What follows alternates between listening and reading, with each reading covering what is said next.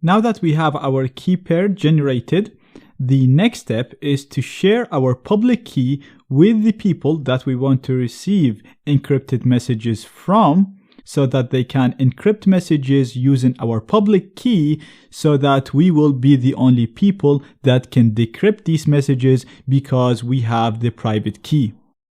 So in order to do this, you need to come to your passwords and keys. Like I said, you can access this from applications, utilities, and click on passwords and keys. As you can see, I have it already opened and I already selected my key pair, which I created in the previous lecture. Now, in order to export the public key, now keep in mind, we're exporting the public key, not the private key. We never share the private key, hence the name private key. So we're going to go to File, we're going to click on Export, and you need to select the location where you want to store your public key in. Now, I'm going to select my Tor browser directory because I want to share this through email, so I want to add it as an attachment. And as we know, the Tor browser can only access the Tor browser directory in tails. That's why I selected this directory, but you can store it anywhere you want. Now I'm also going to change the format from PGP to armored PGP.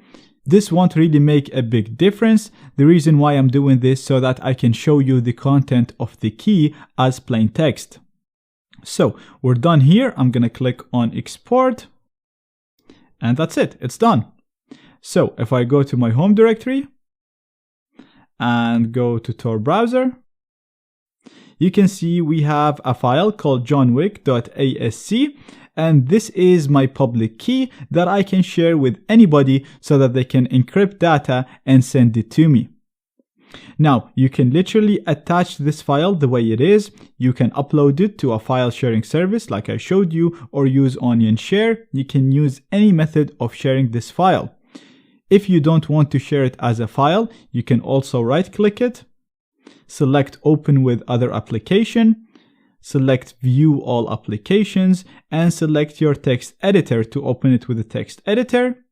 If I click on Select here, you'll see we'll be able to read the file as normal text, and this way you can literally copy all of this and paste it anywhere you want. So like this, you can share the key without having to upload the file or attach it anywhere. You can copy this text, send it as an instant message, print it on a piece of paper and give it to someone. You can do anything you want with it.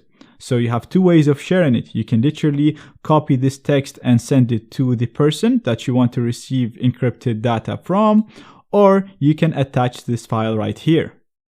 And like I said, you can use any method of communication. It doesn't really matter how you send it. Now, just as an example, I'm going to be sending this as an email. So I've already logged in into my webmail, as you can see in here. And what I want to do is send a message. So I'm going to click on Compose. I'm going to put the email of the person I want to send this to. So I'm sending this to another email account that I own for David Smith at elude.in. I'm going to set the subject and I'm going to call this my PGP key. And then you can write anything here if you want in the message. So we're going to say, please find my PGP key below. And you can literally just paste all of the text that you copied in here, like I said, and then they'll be able to use this key as text to encrypt data to you. And we'll see how you can do that. This is the first method of sharing your key. Like I said, you can also share the key file that we exported. To do that, we're going to use an attachment. So again, I'm going to click on Browse and select the key file that we have in here. We're already in the Tor browser directory. So you just double click this and that's added to the attachment. Now, like I said, you don't need to send both. I'm just showing you both here as an example, but only sending the key as a file or as text in here is enough for the other person to start encrypting data for you. Not only that, but you can even add this key to your signature. So every time you communicate with someone, they will see your public key, and if they wanted to, they can encrypt the data that they're sending to you using your public key, and this way nobody can read this data except you. A lot of people even put this in their profile page in forums and even in markets. So if you click on a certain account, you'll probably see their PGP key pasted like this, so that when you communicate with them, you would use this key to encrypt the data, and that way they will be the only people able to read the message because you encrypted it using their public key. So the whole idea is you want to share this with anybody that might want to communicate with you, so that when they send you something, you will be the only person able to read what they sent you. So we have the key here, we have it attached, we've already set the email in the subject, so I'm just going to click on send to send this email. And I'm going to go to the other computer. This is David's computer, the person that is supposed to send messages to John. As you can see, I'm already logged into the email account as well. I'm going to refresh to see if I got anything in my inbox. And as you can see, I have a new message. We're going to go to the inbox. And this message is coming from John Wick. Perfect. So we're going to click on it. And again, as you can see, we have the key in both forms, as an attachment and as text. So now this is David, and if we go back to our diagram, David is the person that wants to send an encrypted message to John. So what John did is he created a key pair. He sent John the key pair. So we have the key right here. What we need to do right now is download the key, and in the next lecture, I'll show you how we use it to encrypt the message. So let's go ahead and download the key. So we have it in here as an attachment. All we have to do is click on download. And as usual, if you click on save, this will only allow you to save it in the Tor browser directory, and it's called johnwick.asc.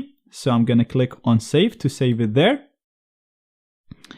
And if we go to our home directory, go to Tor browser, you will see we have the key saved right here. Now I'm actually going to remove this because I also want to show you how to download the key if it was sent as plain text, if it was not sent as an attachment. So we're going to assume that you just got the key like this as text. So if you want to save a key that you got it like this, for example, if you got it as an instant message, or if you saw it on a forum or on an account where the user was sharing their public key so that you can encrypt messages for them, in that case, if you want to start sending encrypted messages to this person using this key, you want to make sure, first of all, you copy the whole key from the start here all the way down to the end. I'm going to right click and copy. And then you want to open a text editor. So we're going to go to accessories. We're going to open our text editor. We're going to paste everything that we copied in here. We're going to save, Control S or click here. And you want to store this in any location that you want. Now, you don't really have to put it into our browser. I'm just going to put it there anyway. And we're just going to call this John Wick again .asc. We're going to click on save. And again, we have the file now. If we go back to this directory, we have the file, the johnwick.asc, and inside it, it has the content of the public key of John. Now, all we have to do is import this public key to our keyring. To do that, again, we have to open the passwords and keys here. And we're going to go to File, Import, and select the key that we want to import. If you couldn't see it here, then make sure you go to the location where you downloaded it. So in my case, it was into our browser. And again, we have the key that we want to import in here. Click on Open. It's going to show you the information of this key. Again, like I said, remember, I said anybody who has access to this public key will be able to see your email address. And as you can see, we can actually see John's email address right here, and we can see his name right here, John Wick. That's why it's very important to use your anonymous or fake identity in here. We're going to click on Import to add this key. And now if we click on our GNU PG keys, as you can see, we have John Wick as an entry in here. And as you can see, John Wick in here has an icon of one gold key. We don't see two icons. Going back to John's computer, if we go to the passwords and keys in here, you can see John has two keys in here because this is a key pair. John has his own private key and the public key. But at David's computer, David only has the public key, and that's why we see only one gold icon in here. Again, if you right click this and go to properties, you'll be able to see the name and the email of the key owner. You can see the key ID, and clicking on details, you can see the fingerprint, which, like I said, can be used to verify the owner of the key. And we'll talk all about that later on in the course. For now, we have imported the public key of the person that we want to communicate with. So right now we can start encrypting data and send it to John. And the only person that will be able to see the content of this data is John, because he is the only person that has the private key.